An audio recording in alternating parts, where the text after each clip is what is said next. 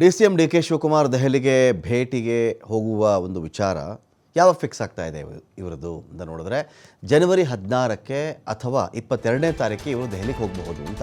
ಸಂಕ್ರಾಂತಿ ಕಳೆದುಕೊಂಡು 16ನೇ ತಾರೀಕಾದರೂ ಹೋಗಬಹುದು, 22ನೇ ತಾರೀಕಾದರೂ ದೆಹಲಿಗೆ ಇವರು ಹೋಗಬಹುದು ಅಂತ.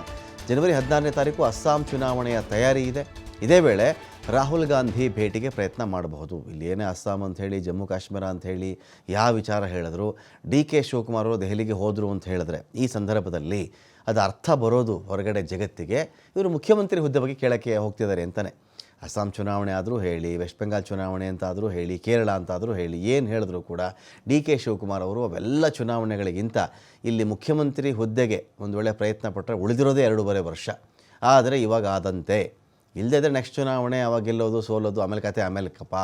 ಈಗಂತೂ ಸಿಗಲ್ವಲ್ಲ, ಈಗ ಸಿಗದಿರಿ ಇನ್ಯಾವಾಗ ಇಷ್ಟು ಬಹುಮತ ಇದ್ದುಕೊಂಡು ಆಮೇಲೆ ಶಾಸಕರು ಕಡಿಮೆ ಆಯಿತು, ಸರ್ಕಾರ ಇದ್ರೂ ಶಾಸಕರು ಕಡಿಮೆ ಇದ್ದಾಗ ಇವ್ರ ಕಡೆನೋ ಅವ್ರ ಕಡೆನೋ ಆಗ್ಬಿಟ್ರೆ ನಾನೇನು ಮಾಡಲಿ, ಈ ಟೆನ್ಷನಲ್ಲೂ ಇರಬಹುದು ಡಿ.ಕೆ. ಶಿವಕುಮಾರ್ ಅವರು.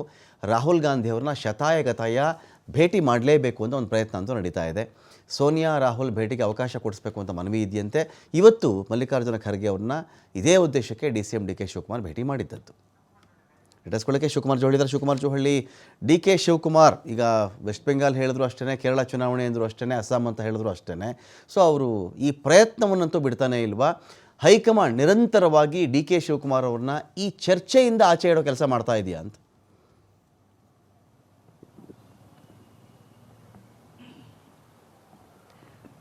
ರಮಕಾಂತ್, ಇವತ್ತು ಎಐಸಿಸಿ ಅಧ್ಯಕ್ಷ ಮಲ್ಲಿಕಾರ್ಜುನ್ ಖರ್ಗೆ ಅವರನ್ನು ಡಿ.ಸಿ.ಎಂ ಡಿ.ಕೆ. ಶಿವಕುಮಾರ್ ಅವರು ಭೇಟಿ ಮಾಡಿದರು. ಸದಾಶಿವನಗರದ ನಿವಾಸದಲ್ಲಿ ಸುಮಾರು 3/4 ಗಂಟೆಗಳ ಕಾಲ ಚರ್ಚೆಯನ್ನು ಮಾಡಿದ್ದಾರೆ. ಕಾರಣ, ಈಗ 16ರಂದು ಅವರು ದೆಹಲಿಗೆ ಪ್ರಯಾಣವನ್ನು ಬೆಳೆಸ್ತಾ ಇದ್ದಾರೆ. ಅಸ್ಸಾಂ ಚುನಾವಣೆಯ ಹಿನ್ನೆಲೆಯಲ್ಲಿ ಸಭೆಯನ್ನು ಕರೆಯಲಾಗಿದೆ ಎಐಸಿಸಿ ಹೆಡ್ ಕ್ವಾರ್ಟರ್ಸಲ್ಲಿ. ಸೊ ಆ ಕಾರಣಕ್ಕೆ ದೆಹಲಿಗೆ ಭೇಟಿಯನ್ನು ಕೊಡ್ತಾ ಇದ್ದಾರೆ. ಅದೇ ಸಂದರ್ಭದಲ್ಲಿ ಸೋನಿಯಾ ಗಾಂಧಿ ಮತ್ತು ರಾಹುಲ್ ಗಾಂಧಿ ಅವರ ಭೇಟಿಗೆ ನೀವು ಅವಕಾಶವನ್ನು ಮಾಡಿಕೊಡ್ಬೇಕು ಅನ್ನುವಂಥ ಡಿಮ್ಯಾಂಡನ್ನು ಇವತ್ತು ಖರ್ಗೆ ಅವರ ಮುಂದೆ ಇಟ್ಟಿದ್ದಾರೆ.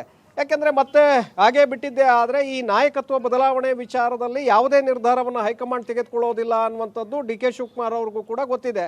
ಯಾಕೆಂದರೆ ಪರಿಸ್ಥಿತಿ ಈಗ ಸೈಲೆಂಟ್ ಆಗ್ತಾ ಬರ್ತಾ ಇದೆ. ಮೊದಲಿದ್ದ ಕಾವು ಈಗ ಕಡಿಮೆ ಆಗ್ತಾ ಇದೆ. ಮುಖ್ಯಮಂತ್ರಿಗಳು ಮತ್ತೊಂದು ಕಡೆ ಬಜೆಟ್ ಅಧಿವೇಶನಕ್ಕೆ ತಯಾರಿಯನ್ನು ನಡೆಸ್ತಾ ಇದ್ದಾರೆ. ಮಾರ್ಚ್ 2ರಂದು ಜಂಟಿ ಅಧಿವೇಶನ ಪ್ರಾರಂಭವಾಗುತ್ತೆ. 6ರಂದು ಬಜೆಟ್ ಮಂಡನೆ ಮಾಡುವಂಥ ಒಂದು ಸಾಧ್ಯತೆಗಳು ಕೂಡ ಇದೆ.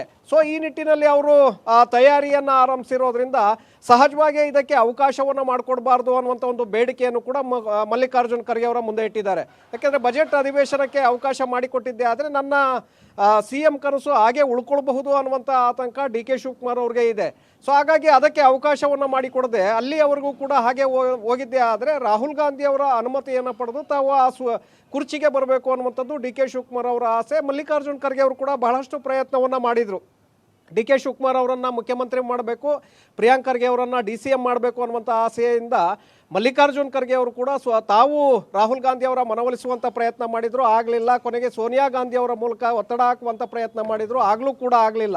ಆದರೆ ಇಲ್ಲಿ ರಾಹುಲ್ ಗಾಂಧಿ ಅವರ ನಿರ್ಧಾರವೇ ಅಂತಿಮವಾಗಿರೋದ್ರಿಂದ ಸಹಜವಾಗಿ ಅವರ ಭೇಟಿ ಅನಿವಾರ್ಯ. ಹಾಗಾಗಿ 16ರಂದು ದೆಹಲಿಗೆ ಅಂತ ಹೇಳ್ತಾ ಇದ್ದಾರೆ. ಆ ಸಂದರ್ಭದಲ್ಲಿ 16 ಅಥವಾ 22ರಂದು ಅಂತೇಳಿ ಹೇಳಿದ್ದಾರೆ. ಹಾಗಾಗಿ 2 ದಿನದಲ್ಲಿ ಅವರು ದೆಹಲಿಗೆ ತೆರಳಿದ ನಂತರ ರಾಹುಲ್ ಗಾಂಧಿ ಅವರ ಭೇಟಿಗೆ ಪ್ರಯತ್ನಗಳು ಮುಂದುವರಿಯುತ್ತೆ. ಭೇಟಿ ಆಗಿದ್ದೇ ಆದರೆ ಈ CM ಕುರ್ಚಿಯ ವಿಚಾರವನ್ನು ಅವರ ಮುಂದೆ ಪ್ರಸ್ತಾಪವನ್ನು ಮಾಡಲಿದ್ದಾರೆ. ಇಂದಿನ ಘಟನೆಗಳನ್ನು ಅವರಿಗೆ ನೆನಪಿಸುವಂಥ ಒಂದು ಪ್ರಯತ್ನವನ್ನು ಮಾಡಲಿದ್ದಾರೆ. ಸೊ ಇದಕ್ಕೆ ರಾಹುಲ್ ಗಾಂಧಿ ಅವರು ಅವಕಾಶ ಕೊಡ್ತಾರಾ ಹೇಗೆ ಅನ್ನುವಂಥದ್ದು ಇಲ್ಲಿ ಮುಂದೆ ಇರುವಂಥ ಪ್ರಶ್ನೆ.